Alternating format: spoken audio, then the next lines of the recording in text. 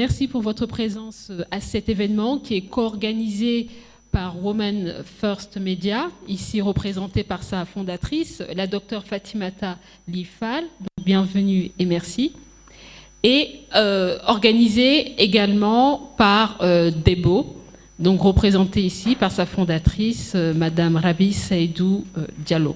Donc pour commencer, le mot de bienvenue et d'introduction à ce panel, donc je donne la parole tout d'abord au docteur Fatimata Lifal, donc qui, comme je le disais, est la fondatrice de Women First Media, et notamment donc de la télé donc, qui porte le même nom.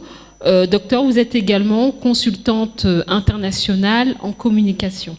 Donc je vous laisse donc quelques minutes pour introduire ce panel. Merci. Bonjour, merci Malado, bonjour tout le monde. Je me joins à Malado aussi pour nous excuser parce qu'une heure quand même de patience, ça montre que vous êtes intéressés par ce que nous sommes en train de faire. On comprend que c'est la première semaine du mois de mars qui est notre mois, même si on ne nous accorde qu'un seul mois, on sait que les 12 mois de l'année nous appartiennent, par ce que nous faisons et ce que nous représentons. Donc, je suis très heureuse d'ouvrir cette première édition du colloque Batu Jigeni, comme elle a dit Malado, qui est co-organisé par Women First Mediacom, un groupe de communication que j'ai la chance de diriger. Et je ne suis pas toute seule, je suis accompagnée par des femmes vraiment très compétentes qui sont là. Je vois beaucoup de visages ici et ça me rassure. Et co-organisée aussi par Debo Leadership. Cette initiative n'aurait jamais pu avoir lieu si Rabi ne s'était pas rapprochée de nous. Quand elle a entendu parler de Women First TV, c'est elle qui a fait les premiers pas, qui est venue spontanément vers nous. Et c'est un geste que je tenais à saluer ici, parce que ce n'est pas tellement courant. On sait que nous avons tellement d'organisations féminines, mais par contre, on ne voit pas souvent des gestes de soutien, des gestes de solidarité, parce que chacune veut être en avant. Et c'est peut-être ça notre problème. C'est peut-être ça qui fait que nous n'avons pas souvent... nos luttes n'ont pas de portée qu'elles devraient avoir. Et c'est l'occasion aujourd'hui d'appeler nos sœurs qui aussi président ou co-président des organisations à essayer de mettre en action, mettre en synergie tout ce que nous sommes en train de faire pour que vraiment que nous ayons plus de leadership féminin, pour que les droits, le respect des droits des femmes soit vraiment une réalité. On sait tous ce qui se passe dans ce pays, dans ce monde, mais dans ce pays, au Sénégal, ces dernières années, avec beaucoup de violences subies par les femmes. Et ce n'est peut-être pas l'objet de la thématique qui nous réunit aujourd'hui, mais je voulais quand même, dans les mots introductifs, parler un peu de cette question qui me vraiment préoccupe, parce que j'ai envie que nous soyons ensemble, toutes les femmes. Et donc, quand je parle du groupe Women First Mediacom, et spécialement de la télévision, je dis toujours qu'il ne faut pas que les gens parlent de la télévision de Fatimata. Non, ce n'est pas la mienne. C'est une tribune pour toutes les femmes que nous sommes. Donc, c'est mot de bienvenue. Et en dehors de ça, pour revenir au thème qui nous réunit aujourd'hui, on parle de contribution des femmes pour un monde digital inclusif. Je veux juste signaler que je n'étais pas censée parler, mais comme les panélistes ne sont pas là, donc comme d'habitude, ceux qui me connaissent savent que je ne prépare pas, je parle. C'est le cœur qui parle, donc je parle de manière très spontanée. Mais moi, quand j'entends cette thématique, il y a quelques questionnements qui me viennent à l'esprit. On parle de quelle contribution des femmes, comment contribuer, hein, et pour quels résultats. Je suis très, très attachée à la portée de ce que nous faisons. C'est important. Ce n'est pas contribuer pour le plaisir de contribuer, mais qu'est-ce qu'on fait? Tout le monde sait que le monde digital, c'est quand même un monde très spécifique. Peut-être que pour les plus jeunes, ça paraît évident. Ça paraît évident de vivre dans un monde où il y a l'Internet, tous ces réseaux sociaux, mais même pour des générations comme la mienne, alors que nous avons juste peut-être dépassé la cinquantaine ou donc un peu plus d'un demi-siècle, nous n'avons connu l'ordinateur, en tout cas en ce qui me concerne, j'ai connu l'ordinateur quand je suis allée en France pour faire ma première année universitaire. Et donc, en ce moment, même les téléphones portables, il n'y en avait pratiquement pas. Donc, c'est juste pour dire que c'est presque nouveau, parce que je ne suis pas très âgée, mais imaginons celles qui sont encore plus âgées pour les femmes, parce qu'on parle d'inclusion dans un monde digital. Ce n'est pas évident.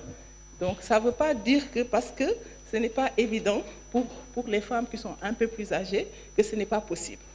On peut vraiment contribuer, mais contre la contribution, pour moi, il faudra qu'on réfléchisse sur la qualité des contenus. Quel contenu nous devons proposer dans le monde digital?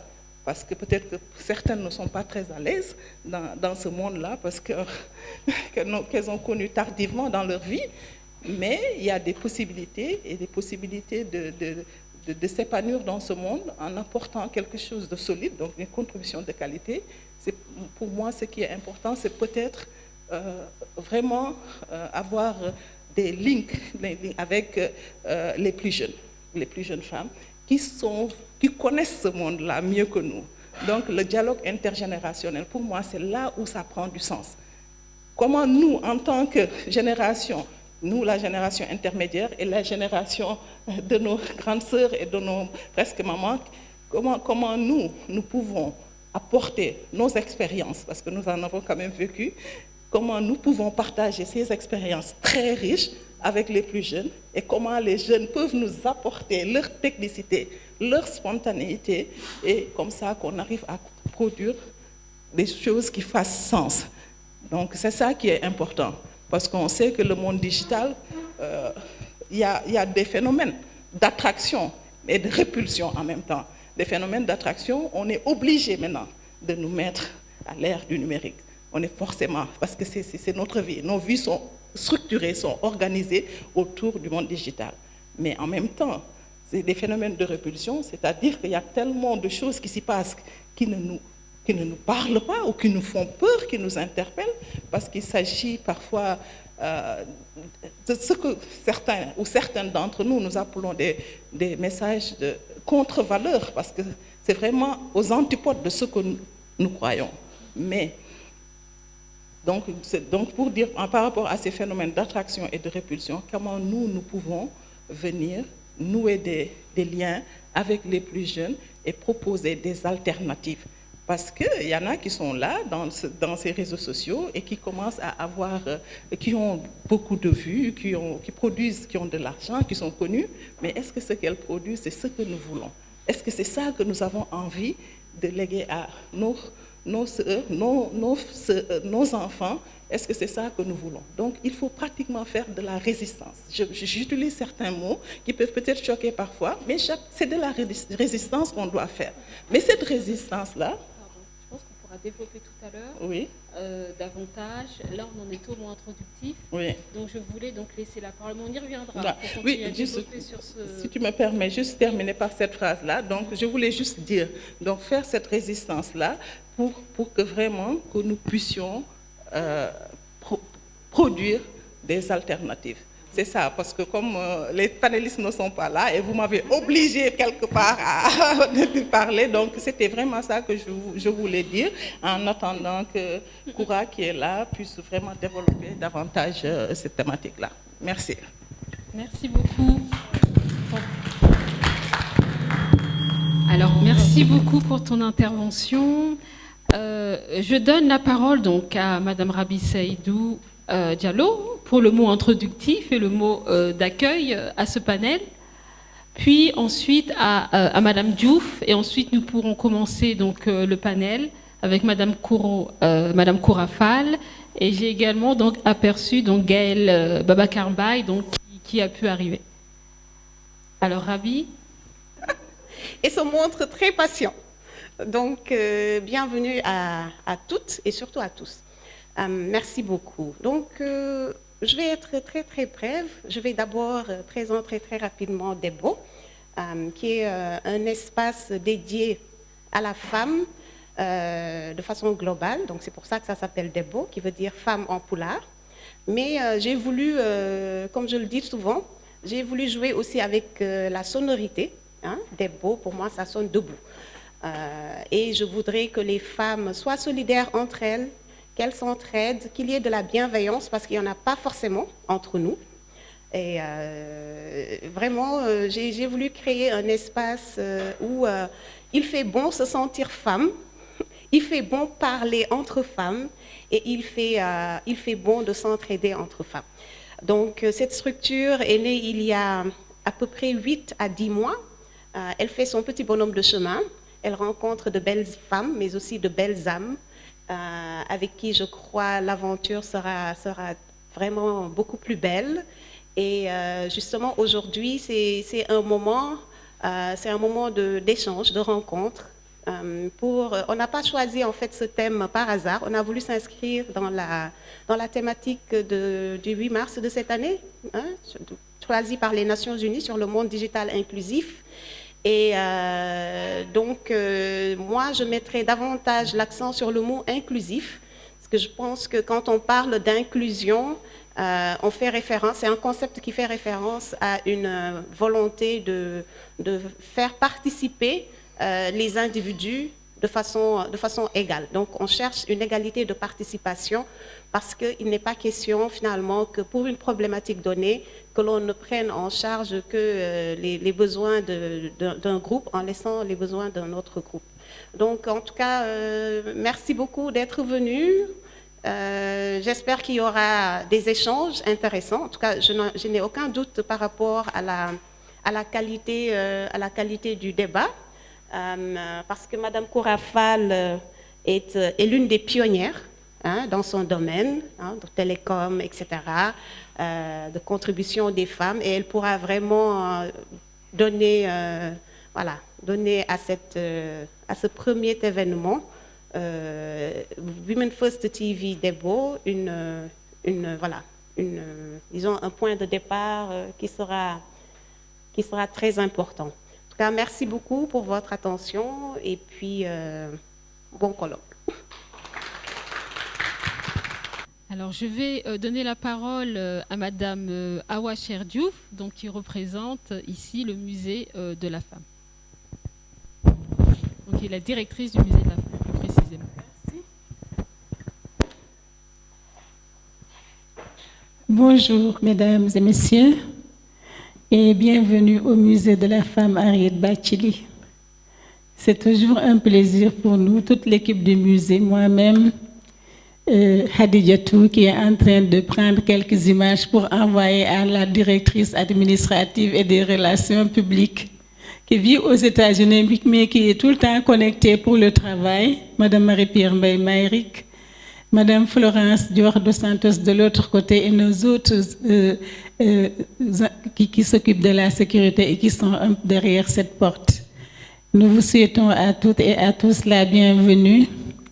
Et comme je le disais tout à l'heure, c'est toujours un plaisir, Fatimata, de recevoir des genres de rencontres comme celle-ci, qui rassemblent des femmes battantes. Et permettez-moi pour cela vraiment de saluer toutes ces femmes. Je ne peux pas ne pas citer Madame Annie Colli, qui a donné tout à l'école publique sénégalaise. Annie, vraiment, machallah. J'ai eu à vous fréquenter sur le terrain de l'enseignement et de la culture. Vous avez tout donné à ce pays, Annie. Toutes nos félicitations. Madame Dialloba, à côté de vous également. Elles font partie de ceux que je connais certainement le mieux, mais toutes les femmes ici rassemblées.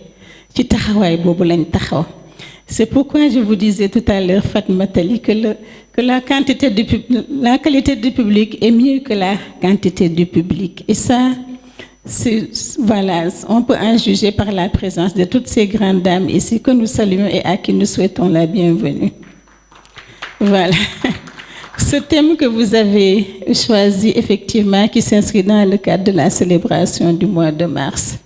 Nous, ici, au Musée de la Femme, ce qu'on a essayé de faire pour accompagner les femmes à participer ou à profiter de ce monde digital, nous avons eu à former ici des femmes, des OCB, des organisations communautaires de base, dans un projet que nous avions en partenariat avec la délégation Wallonie-Bruxelles. leur apprendre à faire des films à partir de leur smartphone et à faire de petites vidéos comme ça pour pouvoir parler de leur travail. Cela leur a permis déjà d'avoir cette compétence de pouvoir manipuler l'outil, de ne plus en faire un simple jouet parce qu'en réalité, ce que nous ne voulons pas voir et dont Fatoumata Ly a parlé, les gens passent tout leur temps sur les smartphones en regardant des choses qui ne sont pratiquement pas utiles, juste pour s'amuser, pour rigoler. Et ça, on ne se rend pas compte du temps que nous perdons à regarder ces choses inutiles qui nous bouffent notre temps et qui malheureusement, vraiment, nous retardent sur beaucoup de choses. Et ces femmes-là, aujourd'hui, on a un groupe. Elles sont en train de filmer toutes leurs activités, de mettre des commentaires, soit des voix, soit des textes, pour pouvoir faire de petites publicités sur Facebook, à travers les groupes Internet. Et c'est comme ça, je crois, que de petites actions comme ça qui vont pouvoir aider les femmes à véritablement s'approprier ces outils-là et de pouvoir vivre dans un monde digital. Je crois que la formation, elle est essentielle. Il faut que les femmes soient formées. Voilà, nous, en tout cas, c'est pourquoi nous avons été très heureuses, parce que nous sommes sur le même champ. Donc, nous menons ensemble toutes ces actions-là, mais comme vous l'avez si bien dit, il faut que nous puissions cultiver davantage la sororité, qu'il y ait plus de solidarité et d'entraide entre les femmes. Elles sont des choses magnifiques, de très belles choses, mais de façon saucissonnée, de façon parcellaire, de telle sorte que les résultats qu'on aurait dû avoir avec toute cette énergie, avec toutes ces belles idées, on ne pourra pas les atteindre malheureusement si nous partons de façon dispersée. En tout cas, pour ne pas trop monopoliser la parole, bienvenue et bon colloque. Merci. Merci beaucoup, Madame Diouf, pour vos mots encourageants et extrêmement stimulants. Nous allons pouvoir ouvrir notre panel avec une première intervention. Donc, nous avons le plaisir d'accueillir ici une femme expérimentée, au CV impressionnant, je peux le dire, Madame Kourafal. Donc, bienvenue à vous donc, à ce panel. Merci d'avoir accepté d'y participer. Vous êtes une gestionnaire expérimentée avec une expertise donc, avérée dans le domaine des télécommunications et Internet, dans les organisations non gouvernementales, les relations humaines, la gestion de projets, le plaidoyer et le conseil dans les politiques TIC et Internet. Merci Malado. Merci les premières intervenantes de ce colloque. Je suis tout à fait honorée, comme chacune d'entre vous, de pouvoir participer à ce colloque organisé par Debo. On a eu des femmes, et on en a toujours, des femmes qui se sont battues pour que, aujourd'hui, notre statut de femme au Sénégal soit reconnu et soit vraiment à un niveau vraiment élevé. Hein? Et j'en profite pour les féliciter et témoigner de ma profonde gratitude pour ce travail qui a été fait depuis des trentaines ou quarantaines d'années.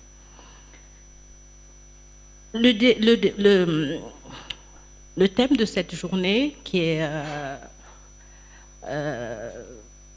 la contribution des femmes pour un monde digital inclusif. En général, on dit digital ou numérique, c'est la même chose. Mais ce qu'il faudrait savoir, c'est que le digital, aujourd'hui, est une opportunité certaine pour l'autonomisation des femmes et surtout l'entrepreneuriat féminin. Je vais commencer par donner quelques chiffres. Comme Malado m'a présenté tout à l'heure, c'est vrai que j'ai été dans des entreprises innovantes dans le domaine du digital. J'ai démarré en 1994 avec le premier réseau unilatéral. Avant, il n'y avait pas le mobile pour permettre aux gens de communiquer. Ça s'appelait le BIP Access. En 1994, j'ai démarré et c'était vraiment une solution innovante dans le domaine des télécoms. Et finalement, je suis allée dans d'autres technologies comme le mobile, l'Internet. Et j'ai eu l'opportunité aussi de représenter, de faire partie des 50 experts mondiaux qui conseillaient le secrétaire général des Nations Unies pour tout ce qui touche la gouvernance de l'Internet. Et la gouvernance de l'Internet est aujourd'hui un thème très très important dans la mesure où les Nations Unies considèrent l'Internet comme un bien public, comme l'eau, comme l'électricité. Pour dire que, au-delà du fait que j'ai eu à travailler dans ce domaine, je suis vice-présidente d'une association qui s'appelle Bokudjef Bokudjang, qui a la vocation de former les femmes dans les métiers du numérique et de leur permettre de créer des richesses à partir du numérique. Je reviendrai tout à l'heure sur les réalisations qui ont été faites dans ce domaine pour inspirer et voir quelles sont les opportunités dans le digital. Je vais également parler de quelques chiffres. On sait qu'aujourd'hui, en Afrique, c'est le continent où l'entrepreneuriat féminin, où les femmes en tout cas produisent 65% des biens du continent. Et cela grâce à la digitalisation et à la démocratisation en fait de toutes les nouvelles formes de technologie qu'on a aujourd'hui et qui ont permis aux sociétés africaines d'être mieux placées au niveau mondial en termes de leadership féminin. Parce qu'on s'est rendu compte aujourd'hui que le Sénégal compte le plus grand nombre de femmes chefs d'entreprise actives dans la région, soit 36,8% contre 5,9% en Afrique du Sud.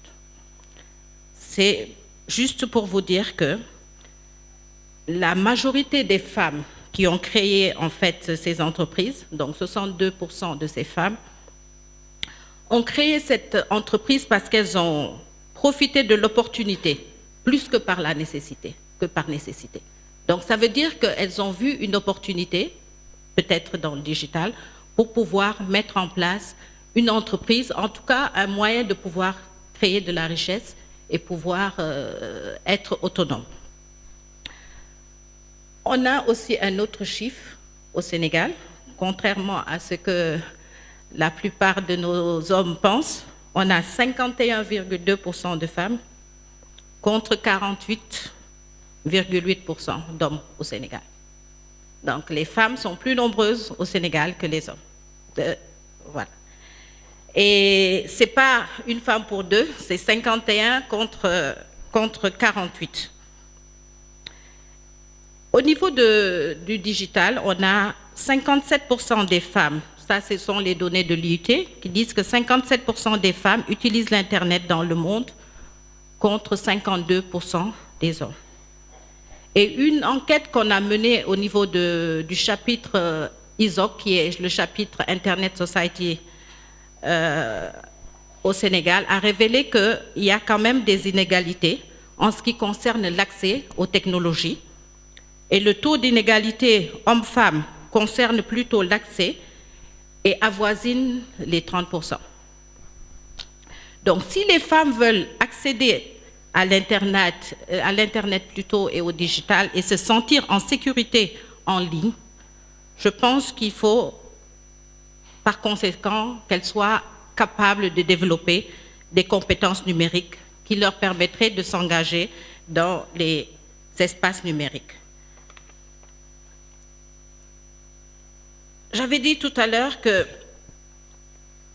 les Nations Unies considéraient l'Internet comme un droit fondamental humain, alors qu'on constate avec l'IUT que 18,6% seulement des femmes ont accès à Internet, contre 24,9% des hommes. Ce qui amène à dire que l'autonomisation des femmes est indispensable dans la lutte contre la pauvreté et pour le développement économique aussi, vu qu'elles contribuent, comme j'avais dit tout à l'heure, dans nos sociétés sur tous les plans. 65% des biens, tout à l'heure j'avais dit, mais aussi dans les autres, surtout les autres plans culturels, sociaux, économiques et politiques. Et cela aussi est lié au fait que nous, les femmes, on a une capacité à prendre des décisions sur la gestion dont les ressources qu'on a sont utilisées. Et déjà, au niveau des ménages, chaque femme, aujourd'hui, gère déjà ne serait-ce qu'un budget. Et ce budget, c'est la dépense quotidienne. On a des possibilités avec le digital aujourd'hui de pouvoir le faire de façon automatisée avec même les systèmes de transfert d'argent, avec les outils Excel ou qui permettent également de faire tout ce qui est les calculs automatiques. Et je pense que ce serait donc le digital et l'entrepreneuriat, c'est les leviers pour favoriser donc notre autonomisation. Les ODD, on en a parlé. La première ODD, je ne sais pas si vous êtes un peu familière, c'est les objectifs du millénaire que les Nations Unies se sont fixés. Donc il y a le numéro 1 qui n'est pas de pauvreté, le numéro 5 qui est celui qui nous concerne directement, qui est l'égalité des sexes. Mais il serait aussi intéressant de voir tout ce qui est travail décent et croissance économique, qui est l'ODD 8 et l'ODD 4. La chance qu'on a aujourd'hui au Sénégal, c'est qu'on a un environnement propice au développement des activités liées aux technologies. Depuis que le pays s'est lancé dans cette économie numérique, avec une forte volonté de l'État. On a aujourd'hui le Sénégal numérique 2025, qui est élaboré pour orienter et surtout avoir l'ambition de maintenir le Sénégal dans une position de leader avec l'émergence. Et en 2021, en mars 2021, il y a déjà eu un projet de formation donc, des femmes, de 23 300 femmes aux technologies de l'information et de la communication. Mais toujours est-il que la bonne qualité de l'Internet et la couverture nationale qu'on a nous offre beaucoup d'opportunités à travers l'économie numérique. Et cela dans l'optique de mettre en place des opportunités comme tout ce qui est commerce électronique, services de transfert d'argent et tous les autres services qui sont liés et peuvent être engagés de manière numérique. Tout à l'heure, lors de son intervention, Fatimata Lifal disait qu'il y avait des questionnements. Quelles sont les contributions? Comment le faire? Quels sont les résultats qui sont attendus? Et je peux vous assurer qu'il y a énormément d'opportunités et de possibilités avec le digital. La première que j'ai identifiée en termes, et là c'est une solution, c'est contribuer en utilisant tout ce qui est plateforme numérique. Quand on parle de plateforme numérique, c'est tout ce qui est utilisé et qui offre vraiment des options aux femmes en surmontant certains obstacles traditionnels. Donc ça réduit déjà tout ce qui est obstacle à l'entrée et à l'intégration des femmes sur le marché du travail. Et aussi, ça leur permet, avec ces plateformes, je vais revenir tout à l'heure pour vous expliquer un peu les trois types différents de plateformes, faciliter tout ce qui est formation, développement de compétences. Et aussi, l'avantage de ces plateformes, ça varie aussi en fonction du secteur et aussi, surtout, par rapport à notre positionnement au niveau du pays. Le digital pour connecter les femmes aux emplois, au marché, en surmontant vraiment toutes les contraintes socio-économiques. Et ça peut amplifier aussi et créer de la richesse à ces femmes. Donc, il faudrait qu'on essaie de relever les principaux défis pour permettre donc à ces femmes de profiter du numérique. Les plateformes numériques, on en a 3 types. En fait, on a des plateformes qui médiatisent le travail des femmes. Ce sont les services basés sur la localisation, en fait. On a dans ces plateformes des services, par exemple, c'est un site web que quelqu'un peut avoir pour présenter son produit, service ou éventuellement un travail de freelance. On a, donc ça c'est les plateformes that mediate work. On a la deuxième plateforme, c'est les plateformes web en ligne. Donc c'est des plateformes où on peut développer des services en ligne et allouer à chacune des femmes un espace où elle pourra présenter son travail. Mais la troisième plateforme, c'est celle qu'on connaît le plus et qu'on utilise vraiment, comme l'a dit mes prédécesseurs, pas à bon escient, qui sont les plateformes de services de soutien, qui sont les plateformes de réseaux sociaux. Et là, on a tout ce qui est Facebook, WhatsApp, Instagram, TikTok. Et ces plateformes devraient être beaucoup plus utilisées en créant du contenu, comme on a dit tout à l'heure, et surtout permettre à ces femmes de pouvoir quand même avoir beaucoup plus de clients et pouvoir faire leur marketing. Donc, je ne vais pas beaucoup développer pour aller dans le côté technique, mais c'est juste pour dire qu'il y a des possibilités avec le digital pour les femmes de pouvoir s'autonomiser en utilisant ces différents types de plateformes. Mais pour utiliser ces différents types de plateformes, je pense qu'il y a un travail préalable qu'il y a lieu de faire, c'est de pouvoir identifier et définir les différents types de travail dans l'économie numérique, pour que les femmes sachent quelles sont ces opportunités. On a aujourd'hui beaucoup de travailleuses, je vais dire, informelles, qui sont invisibles au niveau du gouvernement, parce que c'est des femmes qui créent de la richesse, mais comme c'est fait de façon informelle ou souvent de façon pas du tout dans le cadre du travail comme il a été défini par l'IUT, et ces personnes-là restent invisibles. Et il n'y a pas un environnement réglementaire qui est conçu pour les aider à accéder à leurs droits, surtout avec l'informalité.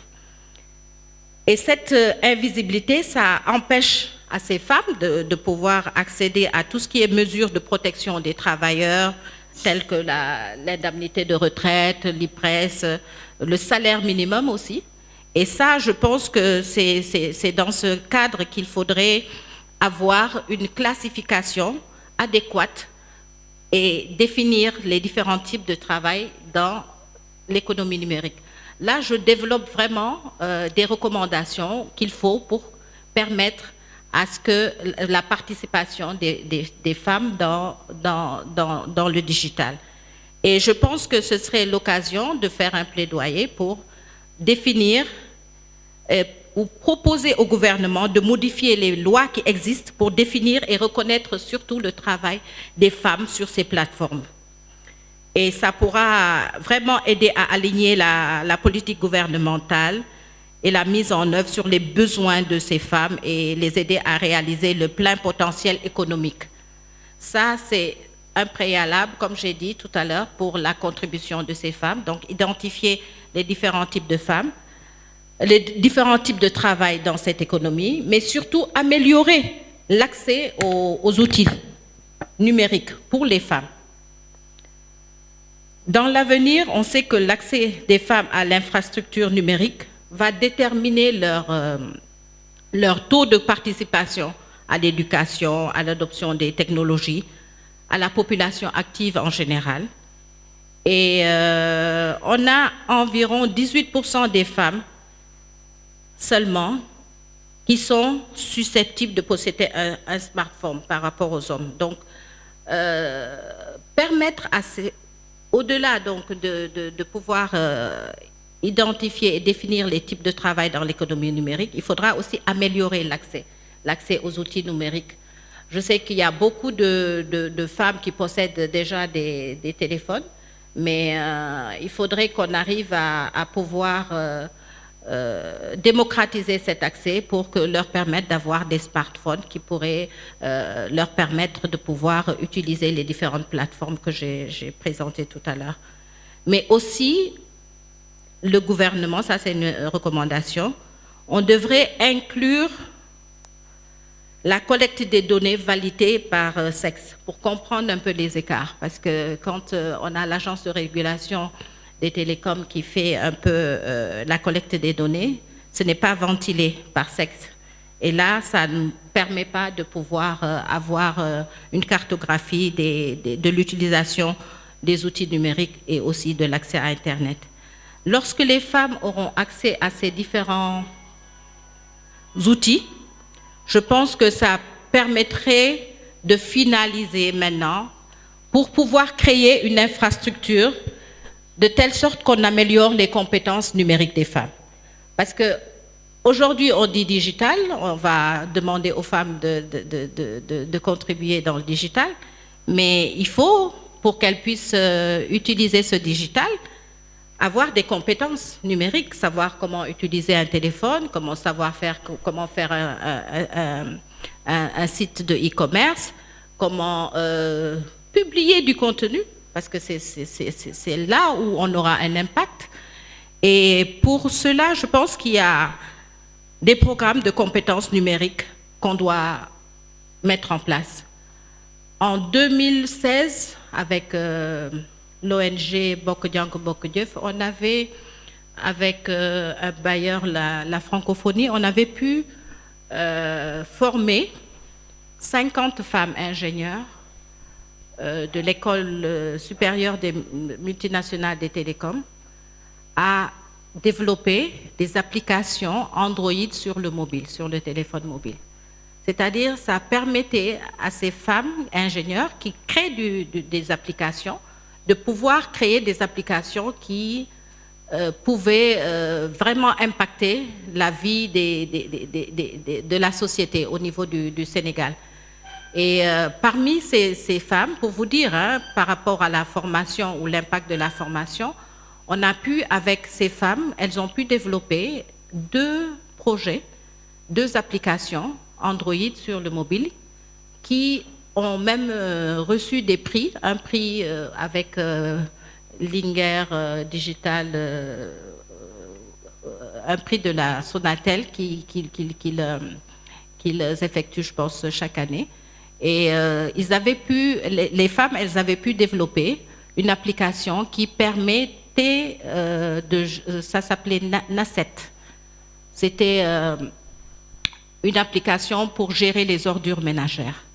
Et cette application pourrait être utilisée parce qu'on avait fait un projet pilote avec la commune de Biscuiterie et ça permettait déjà au niveau donc de cette commune de pouvoir géolocaliser les poubelles, identifier des personnes ressources qui vont être en veille pour voir la propreté, l'insalubrité au niveau de ce quartier et de pouvoir par conséquent alerter, informer l'UCG ou le SOCAGEG ou les sociétés qui sont chargées des ordures ménagères de pouvoir venir et procéder à l'enlèvement des poubelles, etc.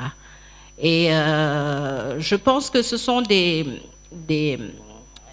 initiatives comme ça qu'il faut pour pouvoir permettre donc à ces femmes de pouvoir utiliser et contribuer au niveau du digital. Au niveau donc de la formation, donc je pense que pour quelle contribution les femmes dans le digital, il faut déjà une acculturation, il faut amener les femmes, les sensibiliser dans l'esprit en fait que le digital peut les aider dans leur vie quotidienne. Donc, cette acculturation est nécessaire, la formation est nécessaire. Et cette formation, je vais vous donner un exemple. Par exemple, on est actuellement en train de signer un partenariat avec Orange Digital Center pour former 250 femmes à utiliser le digital dans leur activité quotidienne. C'est des femmes qui peuvent être des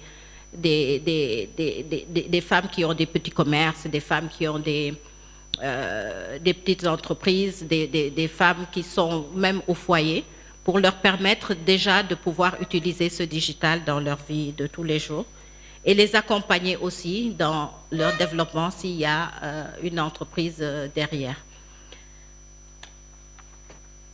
Je vais finir en dire que, parce que toutes les contributions, je pense que chacun d'entre vous ici a une petite idée et peut voir comment y arriver. Et le débat, je pense, se veut interactif. Ce serait bien de pouvoir laisser les autres panélistes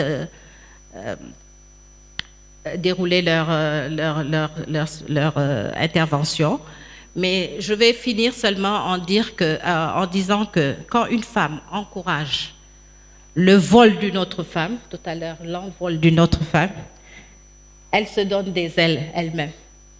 Il faut qu'on arrive, nous, à nous responsabiliser. Il faut vraiment rendre autonome une sœur qui vous fait entendre votre propre voix.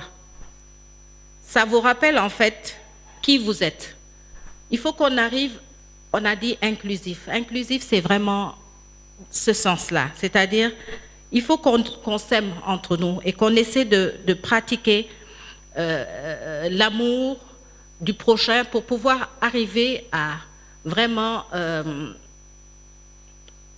mettre toutes les femmes au même niveau. On a l'habitude de dire, quand il y a des femmes, ça ne marche pas. Moi, je peux vous dire, je vous assure, dans les entreprises que j'ai travaillées, dans mon entreprise que j'ai déroulée pendant 8 ans, il n'y avait que des femmes. J'avais même externalisé, il y avait un comptable, mais c'était externalisé. Pour vous dire qu'avec des femmes, et cette entreprise a été vraiment performante, parce qu'on a géré pendant 8 ans le service d'information de l'ambassade des États-Unis pour tout ce qui est demande de visa. Et je vous assure que par rapport aux due diligence et de l'exigence des États-Unis, on a pu fonctionner de façon vraiment efficace et qu'avec des femmes. Donc, je dirais, soutenons-nous pour amorcer vraiment ces changements dans nos vies et surtout dans nos communautés. Parce que c'est nos vies, mais c'est la communauté. Lorsqu'on arrive à développer, à avoir un leadership, c'est pour vraiment la communauté et les générations futures. Donc, je vous remercie et je m'attends à répondre éventuellement à vos questions.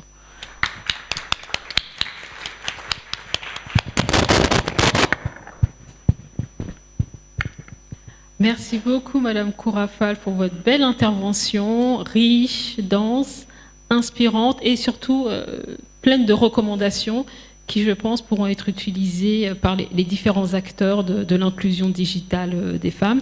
Nous reviendrons dans un second temps sur les éléments que vous avez pu développer et ça sera donc l'occasion, après l'intervention de l'ensemble des panélistes, d'ouvrir la discussion sur les différentes pistes que vous avez bien voulu ouvrir. Donc merci pour votre très belle intervention. Donc la bonne nouvelle, c'est que nos 2 panélistes qui étaient annoncés sont arrivés. Donc bienvenue à vous. Je vais donner la parole pour la suite des échanges à Gaël Babacar Mbaye, donc à qui je vais donc demander de nous rejoindre ici, s'il vous plaît. Donc Gaël Babacar Mbaye, donc vous êtes une jeune citoyenne active, membre de plusieurs associations de la société civile, comme l'association des juristes sénégalaises, Africa Jom Center. Vous êtes juriste de formation, spécialisé en genre et consolidation de la paix. Donc vous menez donc de nombreux combats sur les plateformes digitales et sur le terrain. Ce sont des combats qui ont fait de vous une brand ambassadeur d'organisations nationales et internationales qui traitent notamment des questions de développement social. Donc Gaëlle, bienvenue à vous donc, à ce panel. Ravi de vous rencontrer ici. Et donc je vous donne la parole pour une intervention d'environ 10 ou 15 minutes.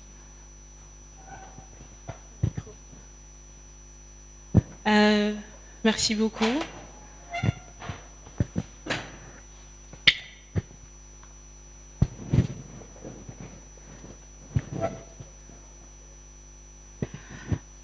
Bonjour à toutes et à tous. Je suis très ravie d'être ici. Je salue les intervenantes avant moi. Donc, je suis Gaëlle Babacar Mbaye. Je pense que notre ami est revenu un peu sur une petite biographie. Pardon, d'accord. Alors, je pense qu'on a eu droit à un vrai panel d'experts. Et heureusement que je n'ai pas l'air d'une experte, mais je pense que je viendrai avec une approche de praticienne. Je le dis très souvent, aujourd'hui au Sénégal, ce ne sont pas les initiatives qui manquent, tant de la part des organisations de la société civile, tant de la part des organisations internationales, tant de la part du gouvernement, en termes de promotion des droits des femmes et des filles. Je suis d'accord, aujourd'hui dans la sous-région en Afrique, le Sénégal est très avancé en termes de gouvernance numérique. Mais aujourd'hui, quelle est la place des femmes dans ce secteur? Quel est le rôle que jouent ces femmes dans ce secteur? Et je pense qu'il y a beaucoup de défis auxquels nous sommes confrontés. Et rien qu'hier, j'en parlais lors d'une rencontre avec le ministère de la Femme. Aujourd'hui, on a quitté le ministère de la Femme, de la Famille, du Genre et de la Protection des enfants pour arriver au ministère de la Femme, de la Famille et de la Protection des enfants. Il y a un mot qui n'y est plus, c'est lequel? C'est le genre. Je le disais, je disais au secrétaire général, je lui disais, mais finalement, qu'est-ce qu'on fera avec toutes ces cellules genre dans tous les ministères? Qu'est-ce qu'on fera avec le projet d'appui à la stratégie nationale pour l'équité et l'égalité de genre? Qu'est-ce qu'on fera avec la stratégie nationale pour l'équité et l'égalité de genre? Qu'est-ce qu'on fera avec la direction pour l'équité et l'égalité de genre? Qu'est-ce qu'on va faire en l'espèce avec la cellule genre du ministère de l'économie numérique, mystère et boule de gomme? Les défis sont nombreux et je pense qu'aujourd'hui, malgré la mise en place de tous ces instruments en termes de promotion des droits de la femme, en termes d'autonomisation des femmes et d'égalité des sexes, il y a des secteurs dans lesquels, si nous n'arrivons pas aujourd'hui à faire des avancées, il serait très difficile que nous puissions atteindre nos objectifs en termes de participation significative des femmes dans les instances de prise de décision, de participation significative des femmes dans le secteur économique, parce que oui, les femmes, ce n'est pas seulement la politique, c'est aussi l'économie, c'est aussi les réseaux sociaux. Et aujourd'hui, pour revenir un peu au sujet, il faut le dire, les réseaux sociaux ont eu un grand impact aujourd'hui dans le développement social du Sénégal. Je suis activiste, je suis féministe, je ne sais pas ce que vous allez comprendre par le concept du féminisme, mais je me vois comme une militante convaincue des droits des femmes et des filles, et j'utilise mes plateformes digitales pour faire entendre la voix des communautés, où qu'elles puissent être. Et ces réseaux sociaux nous ont permis aujourd'hui, d'une forme ou d'une autre, de porter la voix d'organisations nationales et internationales quand il s'agit de diffuser des messages clés.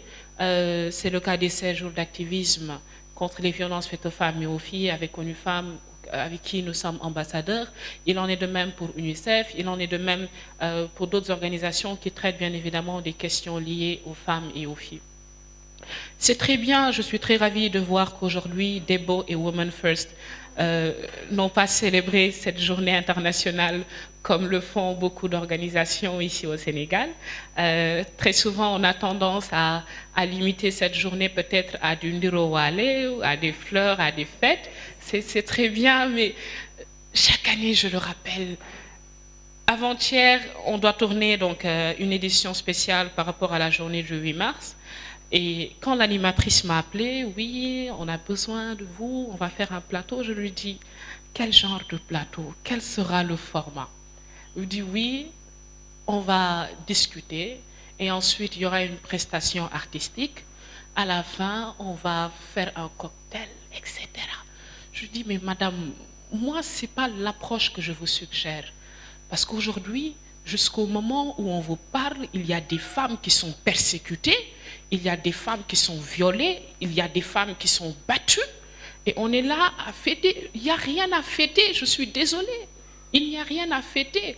La journée internationale de la femme, ce n'est ni la fête des mères, encore moins la Saint-Valentin. Il n'y a pas de fleurs à donner, il n'y a pas de prestations artistiques à faire. Je suis désolée, il y a des débats sur lesquels il faudrait que l'on se prononce. Autant aujourd'hui la question du 3e mandat envahit les réseaux sociaux et les médias, et c'est un débat juridique, mais autant aussi, il serait très utile d'inviter les juristes à se prononcer sur le code de la famille, que l'on puisse discuter un peu des instruments juridiques internationaux ratifiés par l'État du Sénégal, et qui, malheureusement, au plan national, il n'y a pas d'harmonie.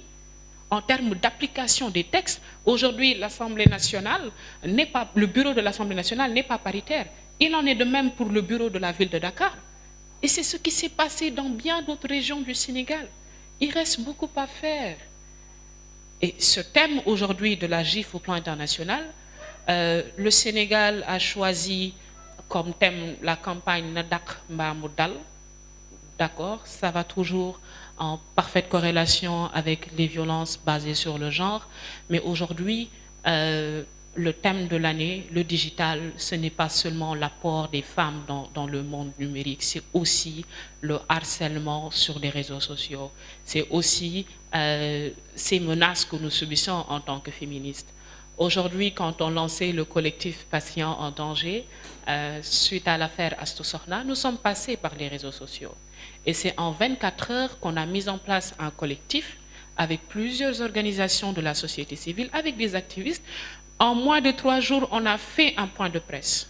On est passé sur les réseaux sociaux. On ne s'est jamais vu, chacun était resté chez lui et on a créé un groupe WhatsApp. En 3 jours, on a organisé une conférence de presse. Et je pense que le communiqué est sorti vers 23 heures. À 5 heures du matin, le ministère de la Santé fait un communiqué pour convoquer lui-même aussi un autre point de presse. On a organisé cela, mais je vous assure l'impact que ça a eu, les témoignages qu'on a eus, les hashtags sur les réseaux sociaux, mais c'était fou. On a eu un grand impact. Moi, à la limite, je me disais, mais waouh, on a reçu des témoignages, c'est des Sénégalais, c'est des femmes qui subissaient d'une forme ou d'une autre ces défauts de prise en charge en milieu hospitalier. C'est pour vous montrer un peu comment aujourd'hui les réseaux sociaux ont quand même eu un impact dans le développement du pays en termes d'accès aux services sociaux de base. Et au-delà même du collectif Patients en danger, on se souvient du hashtag Free Sénégal que nous menions. On se souvient bien évidemment de plusieurs autres collectifs. Je ne peux pas faire de pub wala ngeen may jàppee activiste metti yooyu noonu, mais c'est plusieurs combats que nous avons menés à travers les réseaux sociaux avec un grand impact. Aujourd'hui, à chaque fois que nous avons mené une campagne sur les réseaux sociaux, et franchement ça quand même, je salue le gouvernement parce qu'on aurait pu ne pas être reçu ou ne pas être entendu. Mais quand aujourd'hui nous menons des combats à travers nos plateformes digitales et qu'après c'est le ministère qui appelle à une rencontre, c'est le Premier ministre qui appelle à vous rencontrer, c'est parce que quand même il y a un impact qui est là, c'est parce que quand même il y a quelque chose qui mérite aujourd'hui d'être solutionné. Au-delà de cet aspect, c'est bien évidemment la dimension participation, parce que je le dis, aujourd'hui, on se souvient quand Djali Badiane se faisait harceler sur les réseaux sociaux, on a partagé sa photo, etc.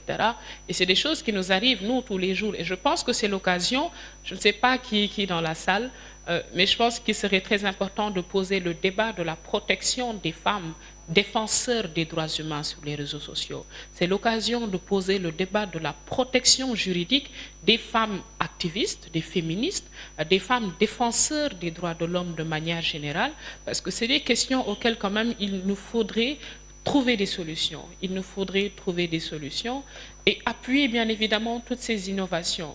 Je l'ai dit dès l'entame de mes propos, ce ne sont pas les initiatives qui manquent. On se souvient quand il y a eu la Covid-19, mais il y a eu combien d'innovations technologiques? Je le dis, j'ai beaucoup de casquettes. En 2017, On avait mis en place une start-up, c'était purement digital. Avant d'être juriste, j'étais numérique et digital. J'étais un peu experte aussi. On avait mis en place un dispositif d'alerte. C'était pour les femmes qui subissaient les cas de viol. Et donc, en un clic, c'était envoyé pratiquement aux organes de sécurité, aux ASP. On a voulu aller en partenariat. Malheureusement, c'est un projet qui dort parce qu'on a reçu pas mal de promesses malgré tous les prix qu'on a reçus. Mais c'est quand même des innovations qui mériteraient, à mon avis, d'être appuyées, d'être poussées, d'être accompagnées. Et je pense qu'aujourd'hui, c'est ce que nous devons faire, nous, en tant que femmes, en tant qu'acteurs, mais aussi, elle l'a dit tout à l'heure, de soutenir les autres femmes qui, aujourd'hui, se servent des réseaux sociaux pour s'affirmer en tant qu'acteur économique, pour s'affirmer en tant qu'acteur politique. Comment arriver aujourd'hui à avoir cette solidarité entre femmes? Et j'en profite pour faire une petite pub pour Debo. Allez sur la page et mettez un pouce, un like, un partage. Ça ne vous prend pas 5 secondes. Et je pense que voilà, chacun pourrait s'identifier à de tels projets. Et voilà, c'était pratiquement le sens de mon intervention. Et merci beaucoup pour votre attention. Merci beaucoup Gaëlle pour cette belle intervention également inspirante, pleine d'idées, pleine d'informations et qui montre vraiment votre dynamisme et votre engagement à votre jeune âge. Donc toutes mes félicitations et je pense que beaucoup de personnes ici pourront être inspirées tant par les actions, le dynamisme de ces femmes expérimentées que par de jeunes femmes comme vous qui, je pense, apportent vraiment une pierre importante et inspirante à l'édifice. Donc, merci beaucoup pour votre intervention. Dernière intervention donc, que nous allons pouvoir écouter, mais non la moindre, celle de Mandiaye Petit-Badji. Donc, je vous invite à venir nous rejoindre ici, s'il vous plaît. Et c'est l'occasion donc de me tourner vers ma chère tante pour la remercier pour ses mots introductifs, pour les différents donc, développements donc, qu'elle a pu nous apporter et qui peut rester donc, avec nous, peut-être. C'est fantastique. Donc, je passe la parole donc, à Monsieur Mandiaye Petit-Badji. Donc, ravi de vous retrouver ici après le panel qu'on avait animé il y a quelque temps, ici même, il y a environ 2-3 mois. Donc, vous êtes spécialiste en communication et CEO de la plateforme Parole aux jeunes, également extrêmement dynamique sur les réseaux sociaux. Donc, nous vous écoutons autour de cette thématique d'aujourd'hui. Vous avez la parole. Merci beaucoup. Je ne sais pas si je dois parler parce que ce que vous avez dit, ce que les panélistes ont dit tout à l'heure, je pense que c'est largement suffisant comme aujourd'hui orientation pour faire comprendre que les réseaux sociaux c'est super important, c'est super dangereux et que la femme également peut utiliser les réseaux sociaux pour bouleverser le monde, changer beaucoup de choses. Et je pense que la salle même, il y a plein de communication, il y a plein de choses qui se passent ici. Et je me réjouis parce que la dernière fois, j'avais demandé qu'il y ait des hommes dans cette salle. Et je pense qu'il y a, bon, il y a un peu d'hommes. On a un peu d'hommes, ça va, ça va. Ils se sont groupés, oui. Exactement. Et j'étais en retard parce que je faisais une émission avec un homme qui est Hifoshi, qui nous vient de la Mauritanie, qui fait des choses extraordinaires, qui a créé un centre 100% féminin. Et ce centre s'appelle Safia. Ama, est-ce que tu peux te lever? Voilà. Et je suis également avec Tara, qui nous vient de la Côte d'Ivoire, qui est une plateforme, une organisation qui s'appelle Woman Leader. Donc, elle est venue au Sénégal pour voir ce qu'on est en train de faire ici. Elle est où, Tara? Est-ce qu'elle peut se lever? Ah, voilà, elle est là-bas. Et il y a également Aïcha, je ne sais pas si elle est arrivée, elle est sortie. Donc, elle aussi, elle nous vient du Mali. Elle aussi, elle est en train de faire beaucoup de choses dans la paix et la sécurité au Mali. Et il y a Aïda également, la chargée de programme qui a mon fils, Aïda, qui est derrière, qui est également une femme qui a préparé ce que je vais partager avec vous. Elle m'a dit non, je ne veux pas que tu lis, je veux, vas-y en freestyle comme tu le fais. Mais c'est juste pour vous expliquer que moi, j'ai besoin de femmes pour canaliser, pour valider ce que je suis en train de faire. Ma femme, j'ai besoin de la consulter pour valider tout ce que je fais. Elle, Aïda, qui est notre chargée de programme, j'ai besoin d'elle pour valider tout ce que je fais. Et tout à l'heure dans l'émission, je disais que la femme, c'est un couteau suisse. La femme sait faire tout. La femme, c'est le leadership naturel.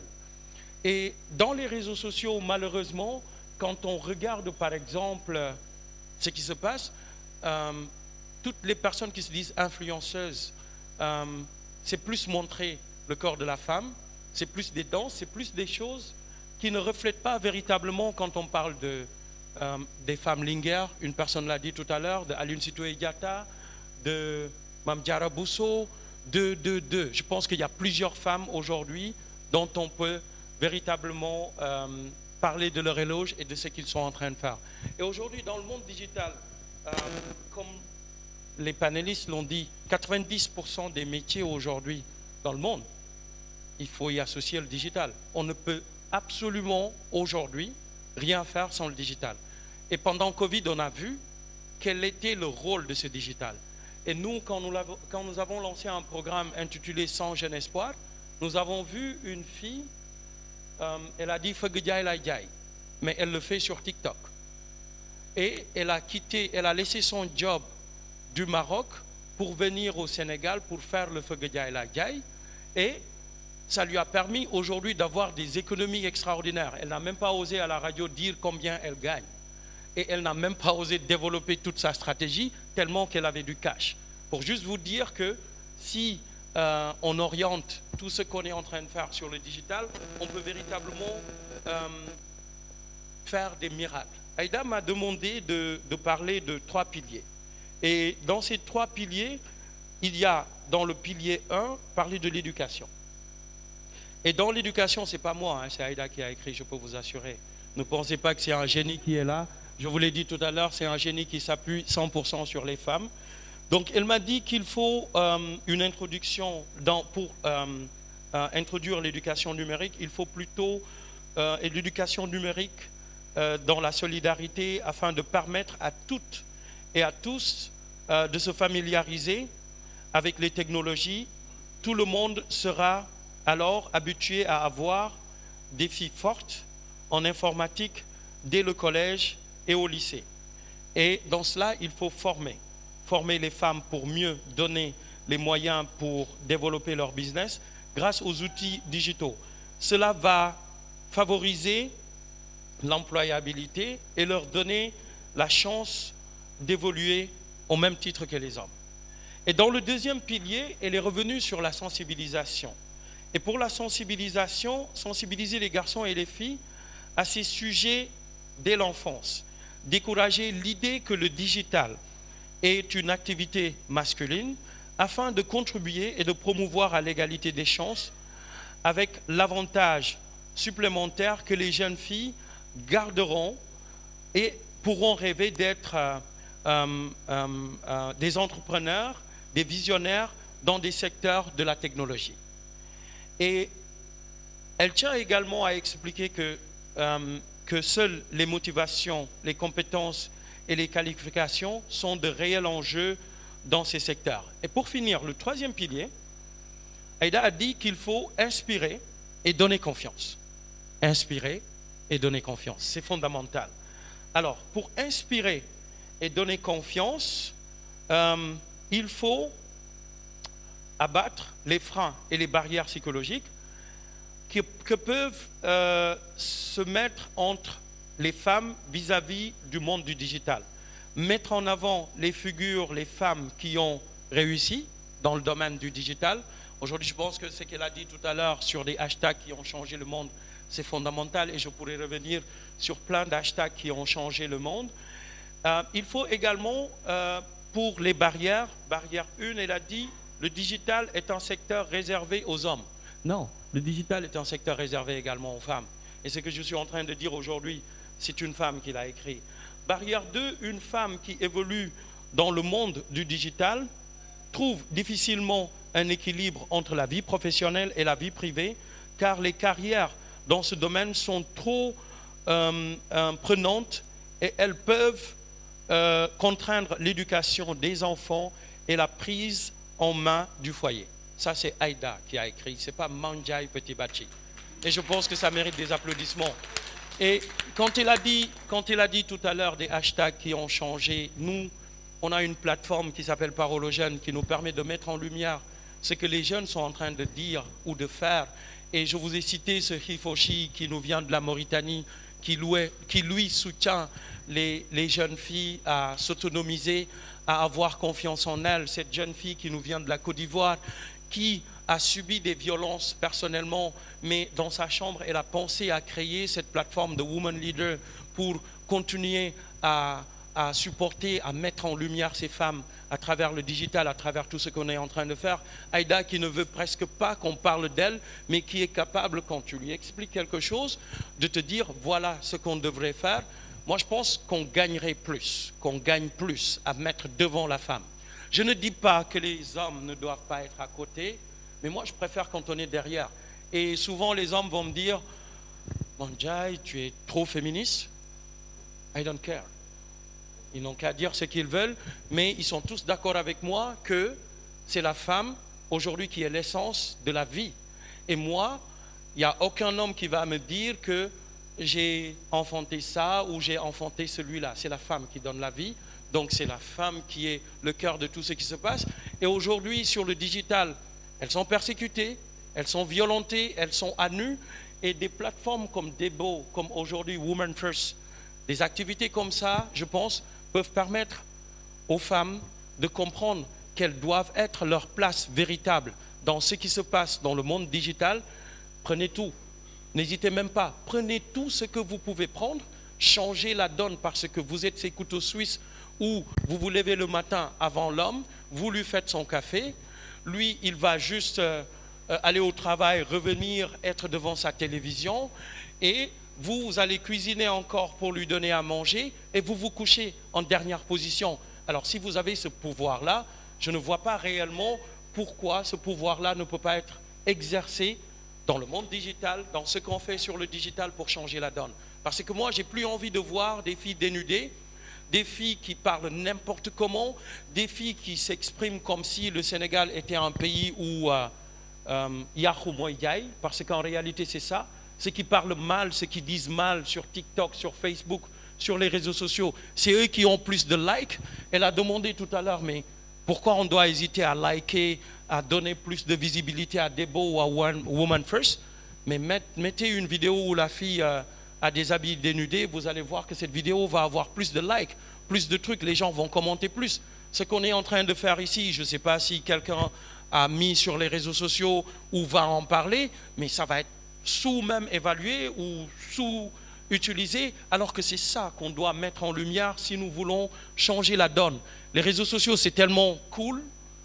Moi, j'ai eu une première, comment ça se dit, commande internationale sur les réseaux sociaux.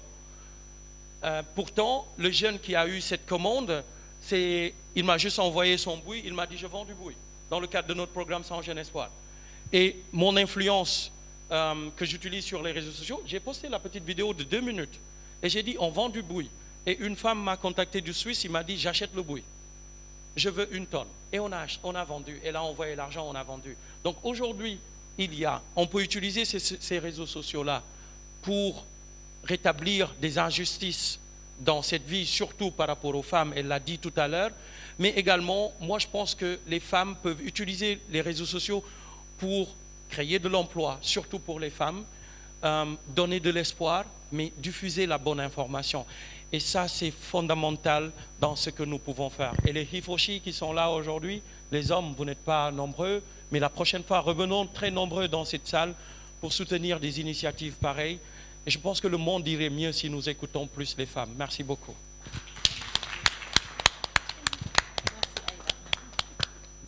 Très beau plaidoyer, d'autant plus beau qu'il est porté par un homme et d'autant plus beau et généreux qu'il porte aussi la voix d'une femme.